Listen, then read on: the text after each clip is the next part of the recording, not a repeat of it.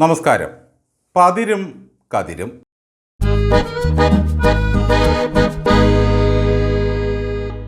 രോഗിയുടെ വായ തുറന്ന് ലൈറ്റ് അടിച്ച് പരിശോധിക്കുന്നതിനിടയിൽ ഡോക്ടർ ചോദിച്ചു, വായ്ക്ക് രുചിയുണ്ടോ? ഇല്ല ഡോക്ടർ, വായിൽ വല്ലതും ഇട്ടാൽ രുചിയുണ്ട്. സ്റ്റെതസ്കോപ്പ് കൊണ്ട് രോഗിയുടെ നെഞ്ചും പോക്കറ്റും തപ്പുന്ന ഡോക്ടർമാരെ ഇളിഭ്യരാക്കിയ രോഗികളുടെ ഒരു കാലമുണ്ടായിരുന്നു. അശ്വമേധം നാടകത്തിൽ KPSC സുലോചനയുടെ കഥാപാത്രം ചോദിച്ച ഒരു ചോദ്യമുണ്ട് സമൂഹത്തിന് മുമ്പാകെ. രോഗം കുറ്റമാണോ ഡോക്ടർ? രോഗി കുറ്റവാളിയാണോ? നമ്പർ 1 ആരോഗ്യ കേരളത്തിൽ ഇന്ന് രോഗം കുറ്റമാവുകയും രോഗിയെ കുറ്റവാളിയാക്കുകയും ചെയ്യുന്നു. നഖമെടുക്കാൻ ചെന്നാൽ നാക്കുപിഴുന്ന കാലമാണിത്. ICUവിൽ അബോധത്തിൽ ഉറങ്ങുന്ന രോഗിയെ മാനഭംഗപ്പെടുത്തുന്ന ജീവനക്കാരുടെ കാലമാണ്. കത്രിക വയറ്റിലിട്ട് തുന്നിക്കെട്ടുന്ന ഡോക്ടർമാരുള്ള കാലമാണ്. ഓരോ വിവാദം വരുമ്പോഴും നമ്മുടെ ആരോഗ്യമന്ത്രിയുടെ ഒരു ഇടപെടലുണ്ട്. അടിയന്തരമായി റിപ്പോർട്ട് ആവശ്യപ്പെട്ടിട്ടുണ്ടെന്ന് അവർ പൊതുസമക്ഷത്തിൽ വന്ന് പറയും. റിപ്പോർട്ടിൽ ആര് കുറ്റവാളിയാകുന്നുവോ അവരെ സംരക്ഷിക്കാനാണ് റിപ്പോർട്ട് തേടൽ.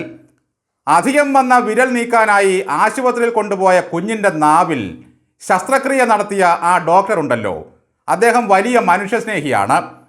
മാതാപിതാക്കൾ പറയാതെ തന്നെ സകല രോഗങ്ങളും പ്രശ്നങ്ങളും കണ്ടെത്തി പരിഹാരം കാണുന്ന ഡോക്ടറാണ് അദ്ദേഹം. വെളിവില്ലാത്ത ഈ ഡോക്ടറെ വെളുപ്പിക്കാൻ ചാനൽ ചാവേറുകളും DMOയും ഈ ലെവലിലാകും റിപ്പോർട്ട് നൽകുക.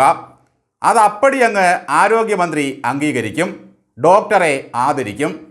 എന്നിട്ട് പറയും, ഇല്ലാക്കഥയുണ്ടാക്കി ആരോഗ്യരംഗത്തെ മാധ്യമങ്ങൾ തകർക്കുകയാണെന്ന്. IASകാർ വെളിവില്ലാതെ വാഹനമോടിച്ച് ആരെയെങ്കിലും കൊന്നാൽ IASകാരൻ്റെ അസോസിയേഷൻ വെളുപ്പിക്കാനെത്തും. ഡോക്ടർമാർ ആരെയെങ്കിലും ചികിത്സിച്ചു കൊന്നാലും പിഴവ് വരുത്തിയാലും അവരുടെ അസോസിയേഷൻ വന്ന് സംരക്ഷിക്കും. സാമദ്രോഹം എന്ത് കാണിച്ചാലും സഖാക്കളെ സംരക്ഷിക്കാൻ സർവ്വസഖാക്കളും രംഗത്തിറങ്ങും. ഇതാണിപ്പോൾ കേരളത്തിൻ്റെ ഒരു ദുരവസ്ഥ. വിരലിനു പകരം നാവിൽ ശസ്ത്രക്രിയ നടത്തിയ ഡോക്ടറെ സസ്പെൻഡ് ചെയ്താൽ ഡോക്ടർമാരുടെ മനോധൈര്യം ചോർന്നു പോകും പോലും.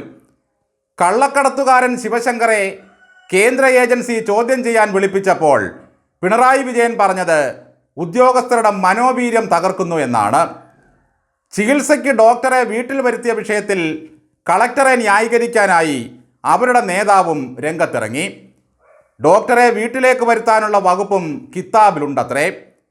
നൂറുകണക്കിന് രോഗികളെ പരിശോധിക്കുന്നതിനിടയിൽ തന്നെ വീട്ടിലേക്ക് വിളിപ്പിക്കണമെന്ന് കിതാബിലുണ്ടോ അശോകൻ സാറേ?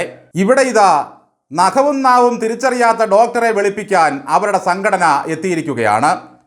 ഇതേ മെഡിക്കൽ കോളേജിൽ മാനഭംഗത്തിനിരയായ വീട്ടമ്മയുടെ അവസ്ഥ നമ്മളെല്ലാവരും കണ്ടതാണ്. പ്രതിസ്ഥാനത്തുള്ള സഖാവിൻ്റെ പക്ഷത്തായി സർക്കാർ സംവിധാനങ്ങളെല്ലാം. ഇരയെ സഹായിച്ച നേഴ്സ് കുലംകുത്തിയായി. അവരെന്തെല്ലാം മാനസിക പീഡനത്തിന് വിധേയയായി. നവകേരള യാത്ര നടക്കുന്നതിനിടയിൽ കോഴിക്കോട്ട് നിന്ന് ആരോഗ്യമന്ത്രി അഭിമാന പുരസ്സരം പ്രഖ്യാപിച്ചത് കേട്ടു. മെഡിക്കൽ കോളേജിൽ ഒരു രോഗിയുടെ തലയിൽ നിന്നും ശസ്ത്രക്രിയയിലൂടെ മുഴ നീക്കിയ മഹാസംഭവം. തലയ്ക്ക് മുകളിൽ അവയവം ഇല്ലാതിരുന്നത് കൊണ്ട് മാത്രം ആ രോഗി രക്ഷപ്പെട്ടു എന്ന് വേണം കരുതാൻ. ചികിത്സിച്ചങ്ങ് മേളിലോട്ട് കയറുന്നതാണ് ഇവരുടെ രീതി. വിരൽ നീക്കാൻ ചെന്നാൽ നാവ് കീറി മുറിക്കും. കുഴിനഖവുമായി ആശുപത്രിയിൽ ചെന്നാൽ തൻ്റെ കിഡ്നിക്ക് അവർ കത്തിവയ്ക്കുമെന്ന് അറിയാവുന്നതിനാലാണ് തിരുവനന്തപുരത്തെ കളക്ടർ ഡോക്ടറെ വീട്ടിലേക്ക് വിളിപ്പിച്ചത്. ഇപ്പോഴതിൻ്റെ ഗുട്ടൻസ് മനസ്സിലായി. DYFI എത്രയൊക്കെ പൊതിച്ചോറ് കൊടുത്താലും തിന്നുന്നവൻ്റെ വയറ് നിറയുമെന്നല്ലാതെ ഡോക്ടർമാർ വെളിവില്ലാതെ പ്രവർത്തിച്ചാൽ എന്തു ചെയ്യാൻ കഴിയും? നാവിലെ കെട്ടിന് പറയാതെ തന്നെ ചികിത്സ നൽകാൻ കൊതിക്കുന്ന ആ ഡോക്ടർക്ക് നാവിൻ്റെ അഴിഞ്ഞാട്ടത്തിന് കെട്ടിടേണ്ട കുറേ നേതാക്കന്മാരെ കൊണ്ടു കൊടുക്കണം. കെട്ടഴിക്കുന്ന ഡോക്ടർക്ക് കെട്ടിടാനും അറിയാമായിരിക്കും. വീണ ജോർജിൻ്റെ പുളിപൊടി കൊണ്ടൊന്നും ഒരു കാര്യവുമില്ല. കപ്പിത്താനെ തപ്പി നോക്കേണ്ട അവസ്ഥയിലാണ് കേരളം ഇപ്പോൾ. ആരോഗ്യരംഗത്തെ വീഴ്ചകളെപ്പറ്റി പറയുമ്പോൾ വീണ ജോർജ് കൈക്രിയകളൊക്കെ കാട്ടി കപ്പിത്താൻ്റെ ഗുണപാഠകഥ പറഞ്ഞതുകൊണ്ട് വല്ല ഗുണവുമുണ്ടോ? ഭരിക്കുന്നവരുടെ നാക്കിൻ്റെ ശക്തി കൊണ്ടൊന്നും ഒരു സമൂഹവും രക്ഷപ്പെട്ട ചരിത്രമില്ല. നാക്കിൻ്റെ ഭരണമൊക്കെ പാർട്ടി ഓഫീസിൽ ചാവേറുകൾക്ക് മുമ്പിലെ ചെലവാകും. ആരോഗ്യരംഗത്തെ മുഴുപ്പിനെപ്പറ്റി ചർച്ച ചെയ്യുമ്പോൾ ആളുകൾ ചോദിക്കുന്ന ഒരു ചോദ്യമുണ്ട്.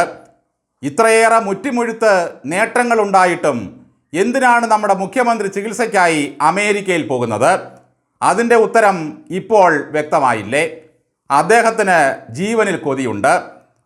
മന്ത്രിയായിരുന്ന PR കുറുപ്പ് പണ്ട് അണപ്പല്ലെടുക്കാൻ അമേരിക്കയ്ക്ക് പോയതും അന്ന് വലിയ വാർത്തയായിരുന്നു.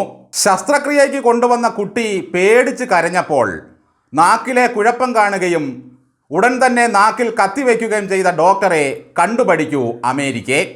ആ കുട്ടിക്ക് വേണ്ടത്ര എക്സ്പീരിയൻസ് ഇല്ലാത്തതിനാലാണ് അത് കരഞ്ഞതെന്ന് കൂടി പറയൂ ആരോഗ്യമന്ത്രിനി. നന്ദി.